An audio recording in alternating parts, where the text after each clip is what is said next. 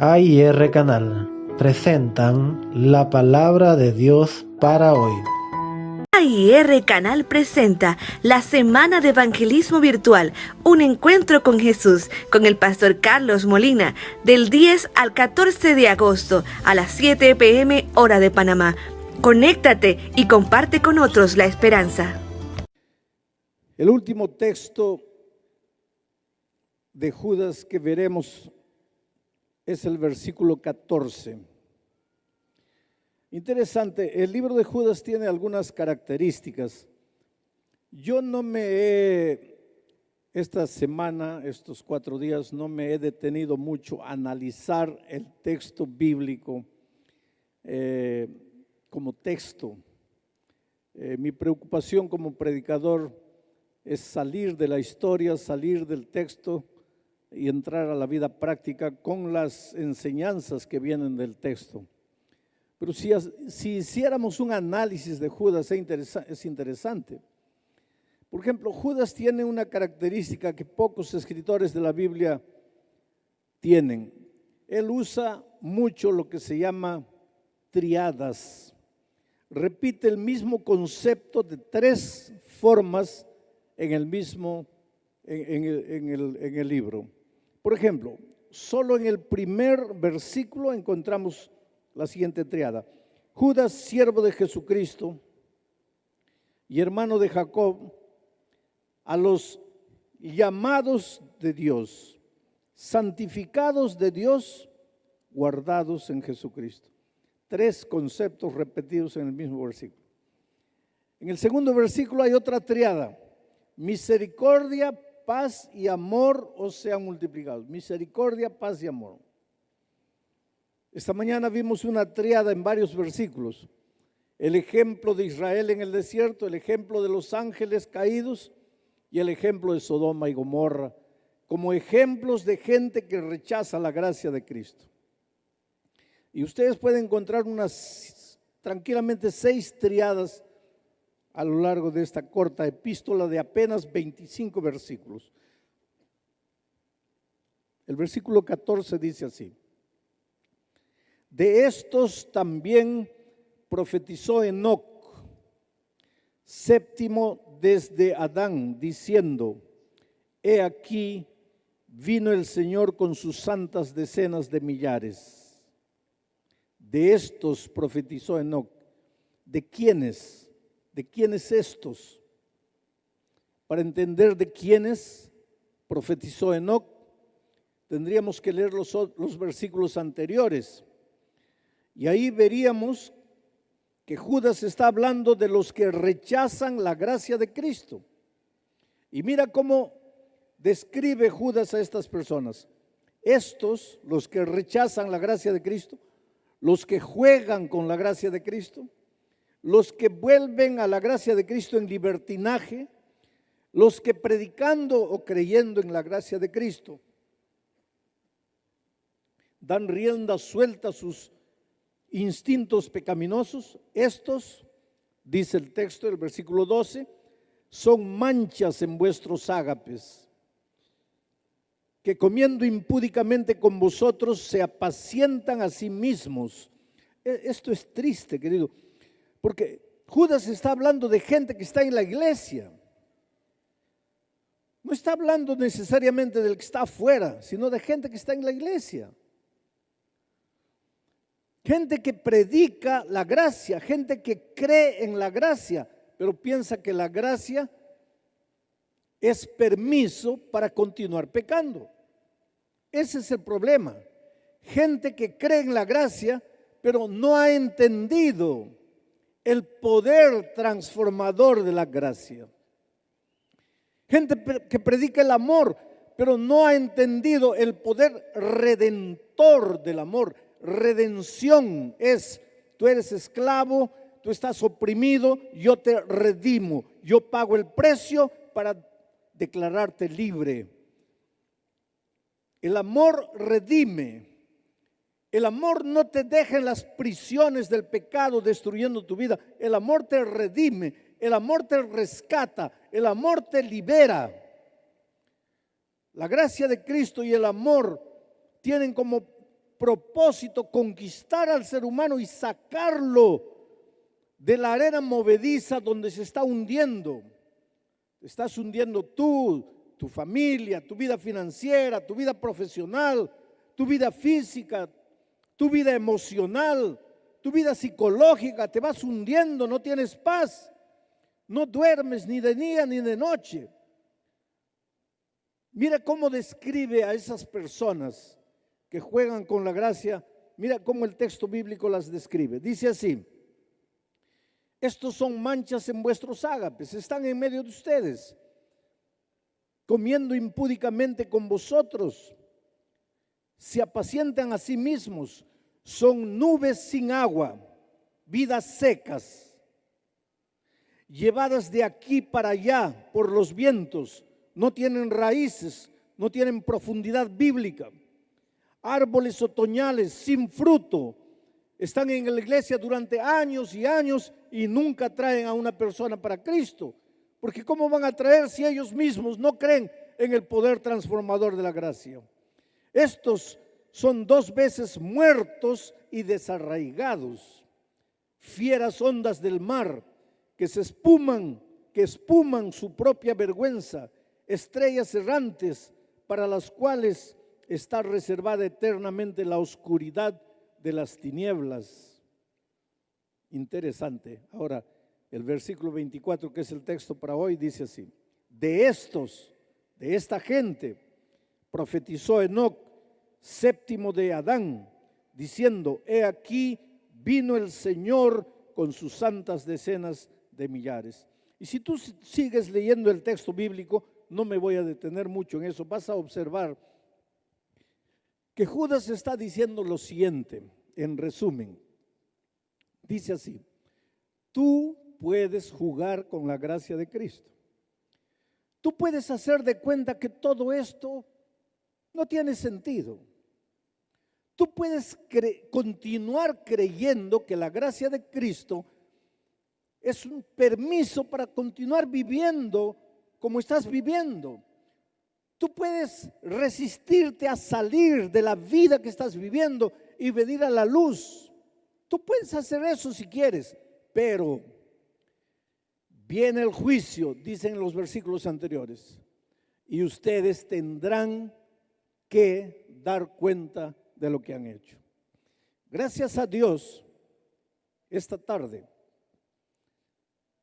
hay 2 jovencitos que han decidido entregarle la vida a Jesús, porque ellos son conscientes en su tierna edad de que no hay más tiempo para continuar jugando con la gracia divina. El primero en entrar al tanque del bautismo es el jovencito llamado Samuel. Samuel tiene un nombre bíblico.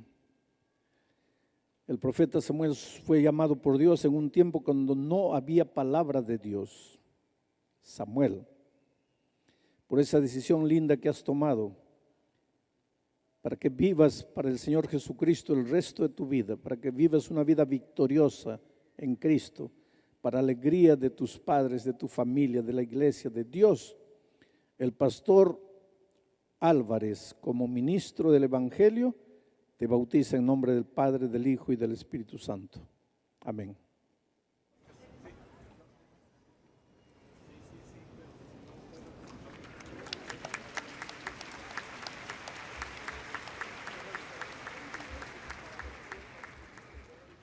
Mi madre conoció el Evangelio cuando yo tenía 4 años de edad. Ella fue la primera generación de una gente linda que aceptó a Jesús como su Salvador. Yo ya soy la segunda generación. Mis hijos y mis sobrinos, yo y mis hermanos somos la segunda generación. Mis hijos y mis sobrinos son la tercera generación. Y los hijos de ellos ya son la 4ª generación. Esta noche entra al tanque del bautismo Jan, es mi sobrino, Jan Sánchez Bullón. Si la bisabuela estuviera viva, volvería a morir de emoción al ver a su bisnieto sellando su pacto de amor contigo. No pude entrar al tanque del bautismo porque estoy predicando, pero el pastor López, tu pastor, como ministro del Evangelio, por la autoridad que Dios le ha dado, para que seas feliz en Cristo el resto de tu vida, te bautiza en nombre del Padre, del Hijo y del Espíritu Santo. Amén.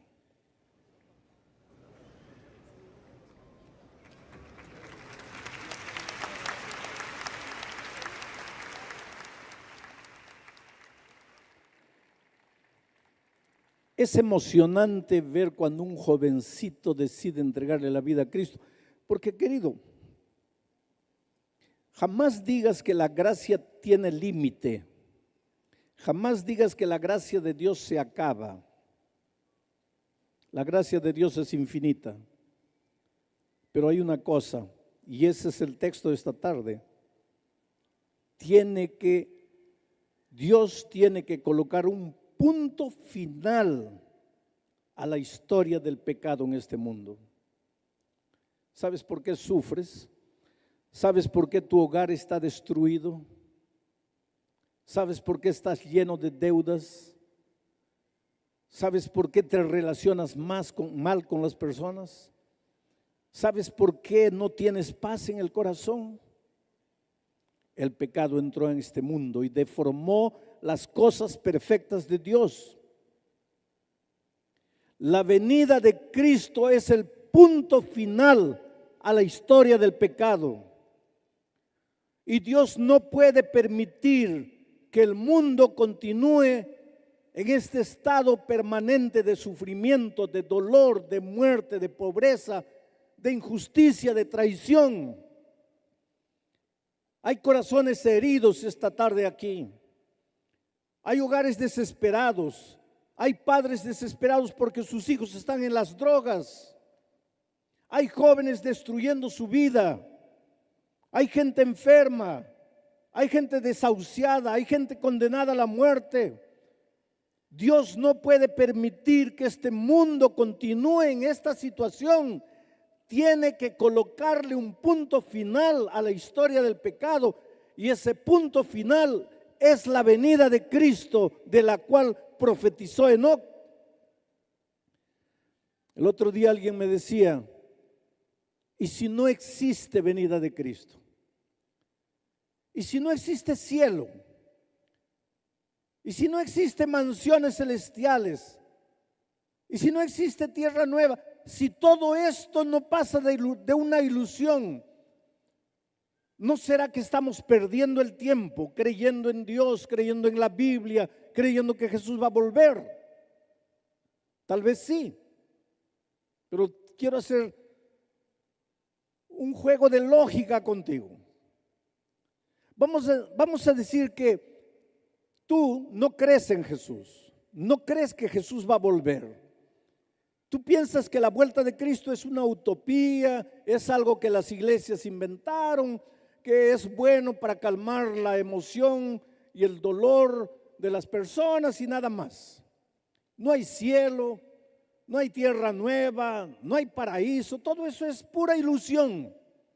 Vamos a decir que tú crees así y vamos a decir que tú tienes razón. Cuando pasan los siglos, finalmente descubrimos que tú tenías razón. No hay cielo, no hay venida de Cristo, no hay tierra nueva, no hay paraíso, no hay mansiones celestiales, no hay nada. Tú tenías razón. Bueno, si tú tenías razón, ¿qué perdí yo? Si nada existe, ¿qué perdí yo? No perdí nada, porque nada existe. Pero vamos a hacer de cuenta otra cosa, que yo tenga razón. Si hay cielo, si hay venida de Cristo, si hay vida eterna, si hay un mundo donde no hay injusticia, ni violencia, ni dolor. Y cuando Cristo viene a la tierra, descubrimos que yo tenía razón y tú no creíste. ¿Qué perdiste tú? todo. Y si tú tenías razón, ¿qué perdí yo? Nada. Entonces, hasta por lógica, te conviene creer en la venida de Cristo. Pero hay una cosa, Jesús va a volver. Quieras tú o no quieras, va a volver. Aceptes tú o no aceptes, va a volver. Estés preparado tú o no estés, va a volver. Cuando en el reloj profético llegue el día y la hora de la venida de Cristo, Jesús va a volver. Mateo 24 presenta las características de las personas, presenta las señales de la venida de Cristo. Y todo lo que está profetizado en Mateo 24 se está cumpliendo. Ese huracán que apareció anoche es una señal más de que Jesús se está aproximando. La injusticia, la miseria, la inmoralidad, la riqueza exagerada en contraposición con la pobreza y la miseria exagerada de otros. Todo es evidencia de que Jesucristo va a volver. La vuelta de Cristo, mira, en la Biblia hay más de 3,000 promesas. Promesas condicionales, hay una condición para que la promesa se cumpla. Pero la promesa de la venida de Cristo es una promesa incondicional, no tiene condición. Jesús va a volver. Aunque tú creas o no creas, va a volver. Por eso la Biblia no se cansa de repetir, hoy es el día de buena nueva. Hoy es el día de salvación. Por eso la Biblia es el libro del llamado. Ven, ven, ven.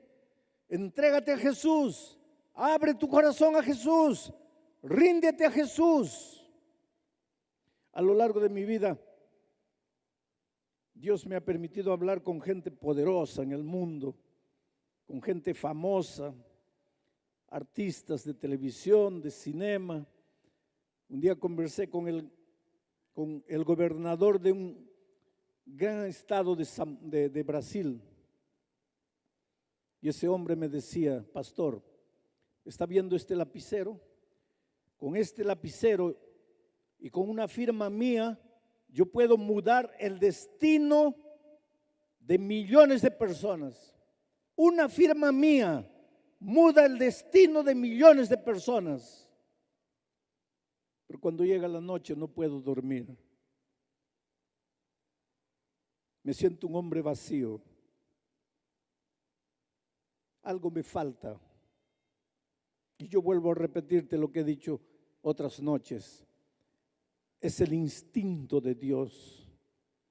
Oh querido, tú saliste de las manos de Dios y jamás serás completo mientras no te devuelvas a Dios. Y Dios te ama y quiere que seas feliz, quiere que seas realizado. Por eso te llama, te llama, te llama. Por eso siempre está con los brazos abiertos diciendo, es hora de que vengas a mí. Y por eso esta tarde en el último texto de Judas te dice, voy a volver y voy a colocar un punto final a la historia de este mundo. En el Brasil sucedió un accidente terrible, era un congreso como este, más o menos así. Un ómnibus lleno de jóvenes que formaban parte del coro de la iglesia viajaron a la ciudad de Curitiba para cantar. Y el sábado en la noche, terminado el congreso, estaban regresando a San Pablo y el ómnibus chocó con un camión cargado de fierro de construcción. 22 jóvenes murieron. Al día siguiente, los periódicos publicaron en letras enormes, ¿dónde estaba Dios cuando sus hijos cantaban? El dolor no tiene explicación. Yo no puedo cometer la imprudencia de querer explicarte por qué existe el dolor. Yo puedo decirte que Dios es amor y que el dolor no nace en el corazón de Dios. Pero vivimos en un mundo castigado de pecado. en un mundo que escapa del control de Dios, porque nosotros los seres humanos le hemos dado el control del mundo al enemigo de Dios. El enemigo puede jugar, hacerte sufrir cuanto quiera, pero viene el día cuando el Señor aparecerá con sus millares de ángeles para colocarle un punto final a la historia del pecado. Entre esas 22 personas que murieron, murió una niña de 22 años, única cristiana en su iglesia. Cuando se bautizó, la familia dejó de hablar con ella. Aquel jueves de tarde, cuando iban para Curitiba, ella se acercó al padre para despedirse y el padre retiró el rostro, no aceptó el beso de despedida de su hija. La hija le dijo: papá, estoy yendo para Curitiba a cantar. Y él le dijo: ¿Y a mí qué me importa? Tú no haces lo que te da la gana, tú no te bautizaste en esa iglesia, tú no administras tu vida como quieres. ¿Para qué me pides permiso para ir a cantar si mis consejos no te sirven para nada? La hija le dijo: papá, tal vez un día me entiendas, yo te amo, pero amo también al Señor Jesús. Y se fue y no volvió porque murió en el camino. En la hora del entierro fue una escena grotesca, ¿sabes? Triste, dramática. Cuando los cajones fueron sumergidos en la tierra, colocados en el pozo, ese padre se arrojó, abrazó el cajón de su hija, llorando, le decía a la gente: échenme tierra, quiero ser enterrado con mi hija. Y abrazaba el cajón y le decía: hija, el jueves cuando me quisiste dar el último beso, yo no te acepté, perdóname. Pero la niña estaba muerta. Cuando terminó la ceremonia bautismal, el coro, los muchachos que sobraron del coro estaban cantando himnos de esperanza. Porque Pablo dice: no queremos que os entristezcáis como los que no tienen esperanza. Los que tenemos esperanza nos entristecemos, pero con esperanza. Una cosa es entristecerse con esperanza y otra cosa es entristecerse sin esperanza. ¿Cómo se entristece aquel que no tiene esperanza? Pues hace lo que este hombre hizo: se arroja, quiere morir, la vida acabó. Y como hace el que tiene esperanza, llora pero canta y reconoce la soberanía divina. Cuando terminó el entierro, todos se fueron y el hombre se quedó arrodillado ahí llorando. Y una chica que era la mejor amiga de su hija, la que había llevado a esa muchacha al conocimiento de Jesucristo, cuando estaba saliendo del cementerio y vio que el papá de su amiga estaba llorando, regresó y le dijo: Señor, levántese, no llore más. Él levantó los ojos y le dijo: yo no entiendo a ustedes, yo no los entiendo. ¿Cómo son capaces de cantar cuando sus amigos están siendo enterrados? ¿Cómo ustedes tienen el valor de cantar? Ustedes no tienen corazón. Y la chica le dijo: Señor, si usted observó bien, nosotros no solamente cantábamos, también llorábamos. Llorábamos porque nos duele ver a nuestros amigos jóvenes muertos, pero cantábamos porque tenemos esperanza de que Jesús va a retornar, y cuando Jesús vuelva, nuestros amigos van a resucitar y los vamos a abrazar y vamos a vivir eternamente con ellos. Y aquel hombre le dijo: ¿quiere decir que mi hija va a resucitar? Sí. ¿Y de dónde me sacas eso? Y ella abrió la palabra de Dios y le dijo: mire lo que dice aquí Tesalonicenses: cuando el ángel haga sonar la trompeta, los muertos en Cristo resucitarán, y su hija murió en Cristo y resucitará, y yo la voy a abrazar de nuevo porque fue mi gran amiga. Y el hombre se levantó y le dijo, ¿quiere decir que yo voy a ver a mi hija de nuevo? Y ella le dijo, no sé, Señor. ¿Pero no acabas de decir que mi hija va a resucitar? Sí, ella va a resucitar. Pero mi pregunta para usted es, ¿usted aceptó al Señor Jesucristo? ¿Usted ya se rindió a Jesucristo? ¿Usted ya le dio la vida a Jesucristo? Su hija va a resucitar, pero usted, ¿y qué hago para entregarme a Jesús? Pues ábrale el corazón aquí. Y ahí en el cementerio, aquel hombre levantó los ojos al cielo y dijo, Señor, yo te acepto como mi Salvador.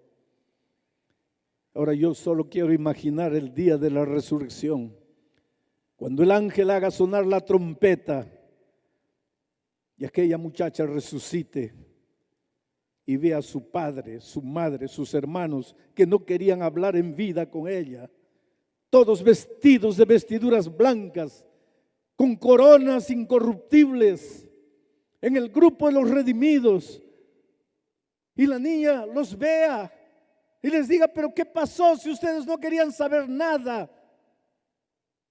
Y el padre le diga, hija, fue por causa de tu muerte que nosotros llegamos a aceptar a Jesucristo. Entonces la muerte de esa niña de 22 años tendrá sentido. Entonces el padre entenderá lo que no puede entender ahora. Jesús viene. Nadie más te hará sufrir. Nadie más te hará llorar. La muerte no arrancará más a los seres queridos de tus brazos. No más adiós. No más despedidas.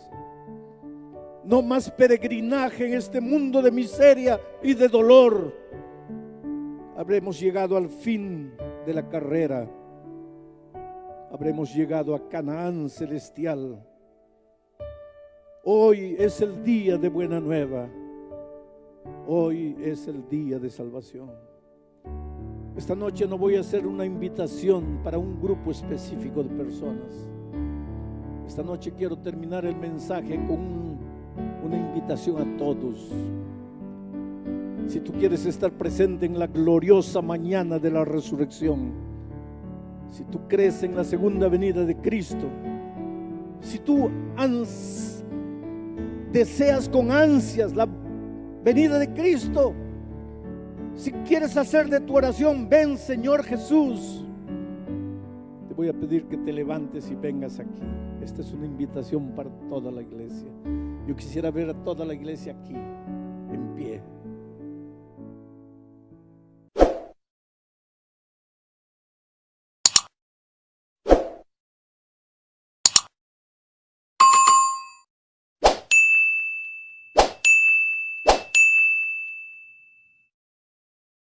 AIR Canal presenta la Semana de Evangelismo Virtual, un encuentro con Jesús, con el pastor Carlos Molina, del 10 al 14 de agosto a las 7 p.m. hora de Panamá.